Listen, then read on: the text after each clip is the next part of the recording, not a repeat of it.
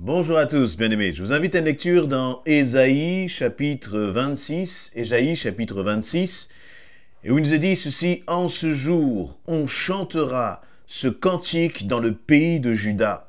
Nous avons une ville forte. Il nous donne le salut pour muraille et pour rempart. Ouvrez les portes. Laissez entrer la nation juste et fidèle. » Verset 3. « À celui qui est ferme dans ses sentiments, tu assures la paix parce qu'il se confie en toi. Confiez-vous en l'Éternel à perpétuité, car l'Éternel est le rocher des siècles. Il a renversé ceux qui habitaient les hauteurs. Il a abaissé la ville superbe. Il l'a abaissée jusqu'à terre. Il lui a fait toucher la poussière. Elle est foulée aux pieds des pauvres, sous les pas des misérables. Le chemin du juste est la droiture. Toi qui es juste, tu aplanis le sentier du juste. Amen. » Voilà donc, et je vais continuer d'ailleurs quelques versets. Verset 8, « Aussi nous t'attendons, ô Éternel, sur la voie de tes jugements. Notre âme soupire après ton nom et après ton souvenir. Mon âme te désire pendant la nuit, et mon esprit te cherche au-dedans de moi.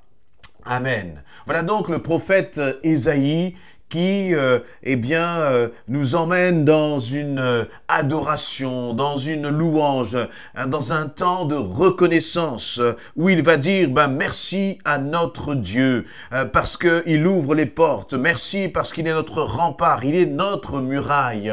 Mais l'Éternel peut être aussi ton rempart. Le Dieu de la Bible peut être aussi ta muraille, il peut être ton protecteur. Mais cela ne peut être qu'à une condition, et c'est ce qui est exprimé là au verset 3. Et je voudrais vous encourager à travers ces quelques paroles dans ce sens: à celui qui est ferme dans ses sentiments, tu assures la paix parce qu'il se confie en toi.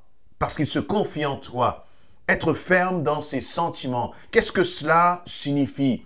Voyez, nos sentiments, nos émotions, c'est quelque chose qui peut être facilement affecté. C'est quelque chose qui peut changer un peu comme la météo. Vous voyez, vous avez un beau soleil, il y a un nuage qui passe et tout de suite, il y a un changement de température. La situation qui auparavant vous paraissait, j'allais dire, éblouissante, maintenant, il y a une sorte de pénombre, de ténèbres. Et là, votre cœur, vos émotions deviennent complètement négatives. J'ai vécu cela, bien justement, il y a quelques jours de cela, et le Seigneur me montrait. Vous voyez, j'entendais les paroles. Déjà, je sentais une certaine fatigue, il y avait une pression au travail. Je discutais avec des collègues, certains d'entre eux nous disaient, voilà, moi je dois me lever à 4 heures du matin, je n'en peux plus. Et vous voyez, toutes ces pensées-là, ont commencé à m'affecter. Et puis le Seigneur m'a parlé justement à travers cette dimension du repos, de venir à lui. Et puis en un instant, j'ai commencé à me confier en lui. Et j'ai l'impression, c'est comme si j'ai vécu c'était une autre réalité. Je suis passé d'une réalité charnelle, matérielle, à une réalité qui est spirituelle. Quelle est cette réalité qui est spirituelle? C'est que le Seigneur est avec toi.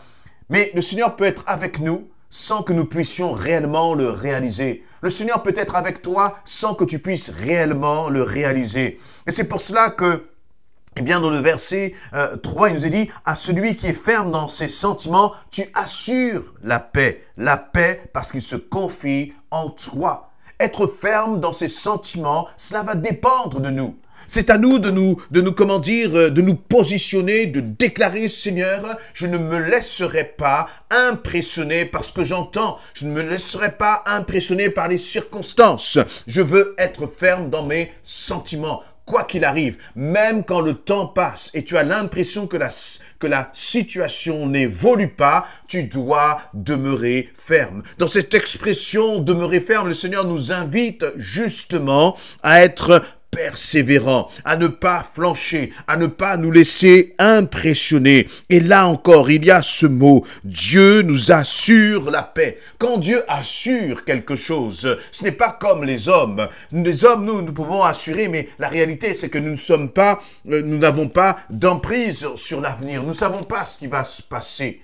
Mais Dieu, lorsqu'il assure, eh bien tu peux le croire, tu peux placer ta confiance 100% en lui.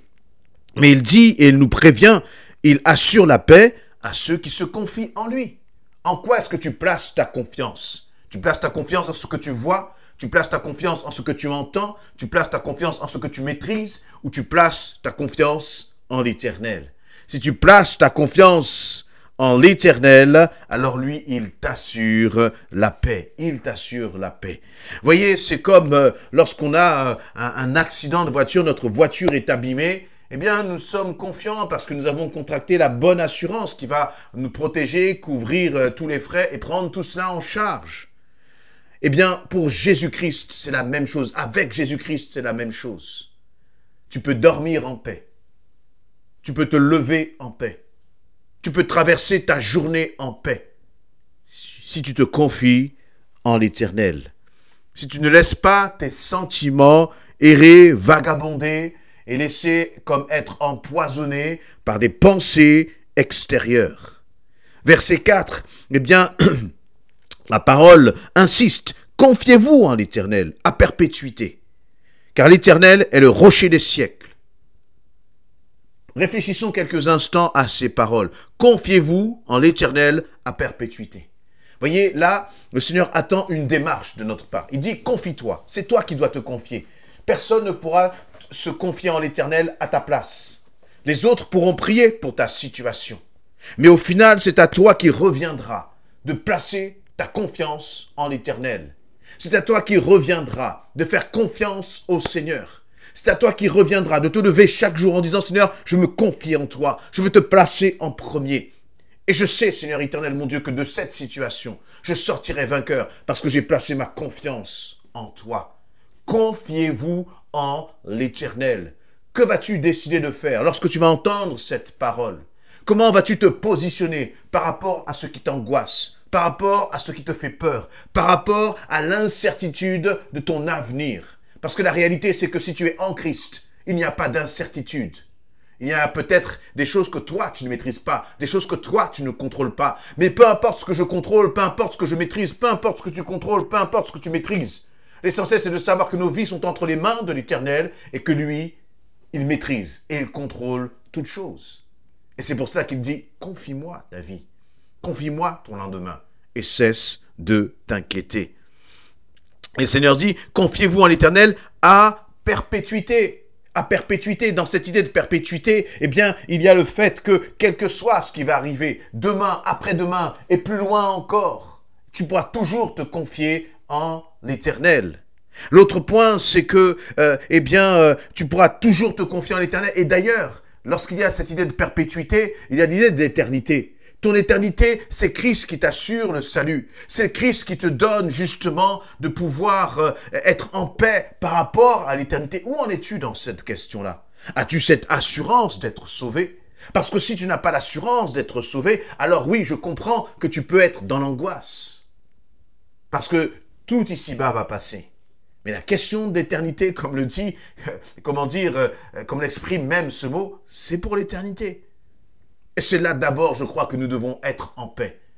Notre éternité ne dépend pas de nos actes, mais notre éternité dépend de notre attachement à Christ. Notre éternité dépend du fait que nous avons donné notre vie à Jésus-Christ et que nous avons accepté que lui, il a payé le prix à notre place, qu'il a effacé nos fautes et que nous recevons donc à ce moment-là cette éternité. Et c'est pour ça que le Seigneur te dit, eh bien, tu peux commencer dès maintenant à me faire confiance et à perpétuité. Tu peux commencer déjà à faire confiance au Seigneur jusque pour ton éternité. Et donc, je remercie notre Seigneur parce qu'il ne nous dit pas, eh bien, vivez dans l'angoisse sur cette terre, mais ne vous inquiétez pas, tout ira bien là-haut. Non, le Seigneur te dit, dès maintenant, dès aujourd'hui, tu peux recevoir sa paix.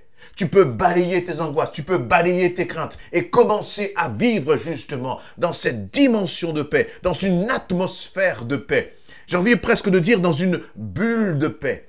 Une bulle justement qui te coupe des circonstances dans lesquelles tu peux vivre pour te dire, mais là tu es avec moi. Je suis le rocher des siècles. Vous voyez l'image d'un rocher, c'est l'image de quelque chose qui est inébranlable.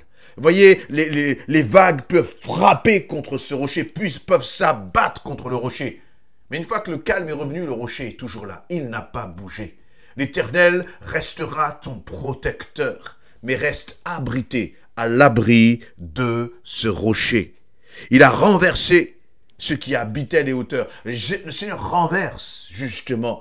Il renverse ceux qui te menacent. Et parfois, en fait, la menace, nous croyons qu'elle est si grande, si importante, mais la réalité, la menace, elle est à l'intérieur de nous. La principale menace auquel tu dois faire face, ce sont tes propres peurs, tes propres craintes, peut-être parfois ton incrédulité, ton manque de patience.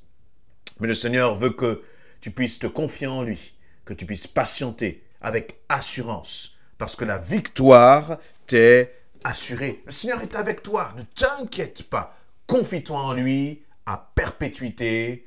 Amen.